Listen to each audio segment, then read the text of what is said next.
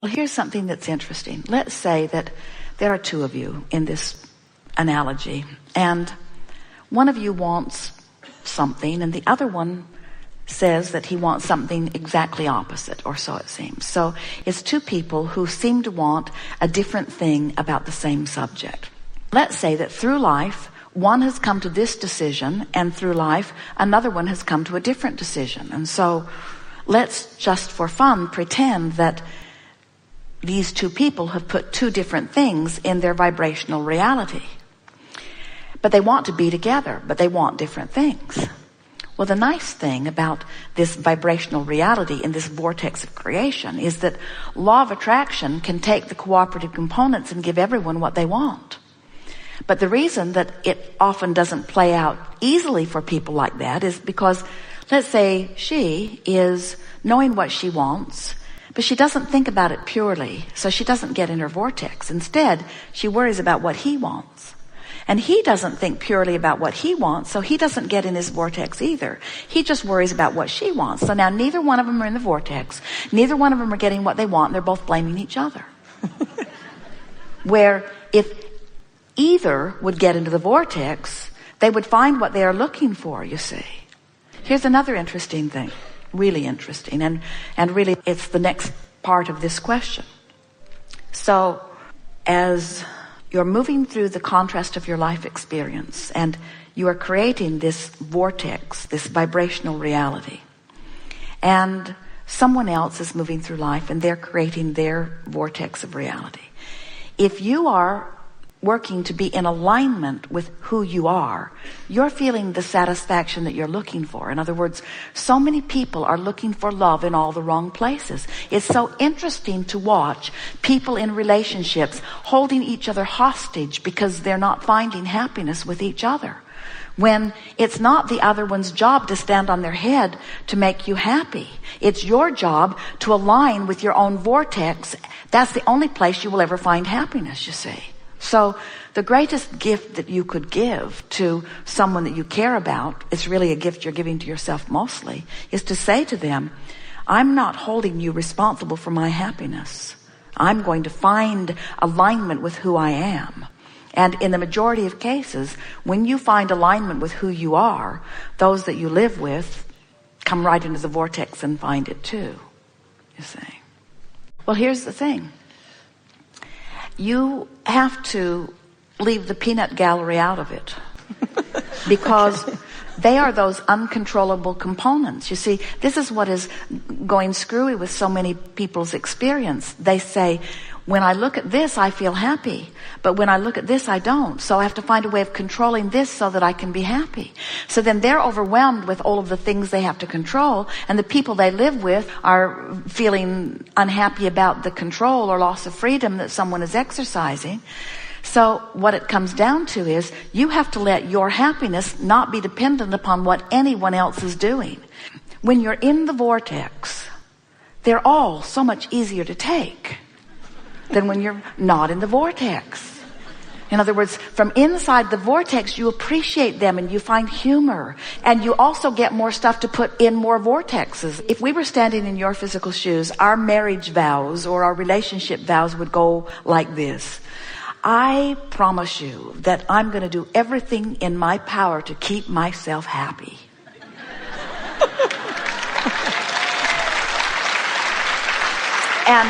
And I'm not going to hold you, not ever, responsible for the way I feel. So you're free. You are free to behave in whatever way you decide to behave, because I am an exerciser of unconditional love. And then you can say, a relationship that is so supremely important to me is the relationship between me and me. And when I get that into alignment, you're going to have a really good time with me. Because when I hook up with that source energy, you're going to be loved like you've never been loved. You're going to be appreciated like you've never been appreciated.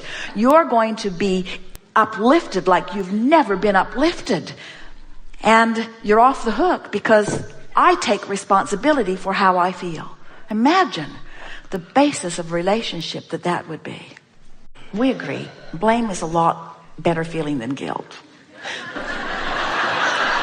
But they're both out of the vortex. In other words, blame is only slightly higher on the emotional scale than guilt, and it's all out of the vortex. And this is the thing, anytime you feel less than good, like when you say, it embarrasses me that I now know that I'm the creator of my own reality and I'm not doing as well as I'd like to.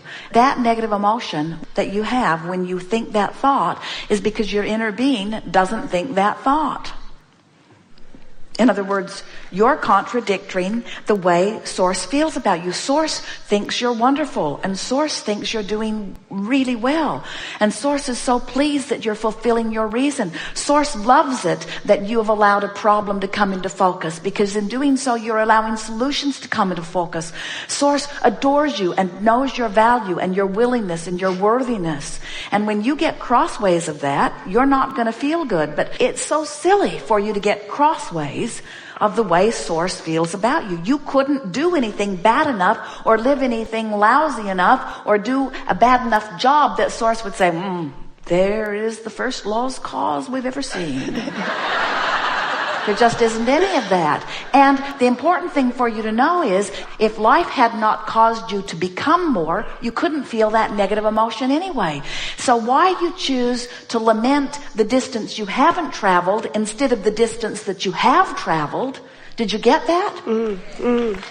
Oh, you couldn't feel bad if you hadn't expanded. So why not celebrate the expansion that you haven't quite caught up with instead of the fact that you haven't quite caught up with it? So what have you put in your escrow? Ease and flow, delightful mother, uplifting being that I am, advantage to everyone that I interact with, good for people who interact with me, feeling good, in my skin, being who I am, in love with life. In other words, think how much of that you've put there, and it's all there. We're not kidding you. It's there. We found you. We see you. We know who you are. So here is all of this magnificent becoming that has already taken place. So you wake up grumpy, and all that grumpy means is you got this habit of thought that's not a match to who you really are, so you're separated from who you are. We'd be grumpy too. If we were holding ourselves in thoughts that were depriving us from all that we'd become, we would suffer that tug of war too. It's interesting. When children cry, you want to soothe them, but you don't allow yourself the same opportunity for soothing. Children cry, you get grumpy, but it's for the same reason. In other words, you're out of your vortex, you see. So you wake up and you feel grumpy. And it's because you've expanded way over here and you haven't figured out how to habitually hang around in that vibration. And so when you wake up, it's like, oh man, I'm not who I am again. No problem. You're not going to figure it out in that red hot minute. So just be grumpy. Esther says to Jerry when she gets grumpy, would you like me to just bring Abraham in? And Jerry will say, oh, please, please, please, do anything. Esther said one day, I think I will just go get Abraham and you can just live the rest of your life with Abraham. And Jerry said, I don't mean to hurt your feelings, but right now that's really an appealing thought.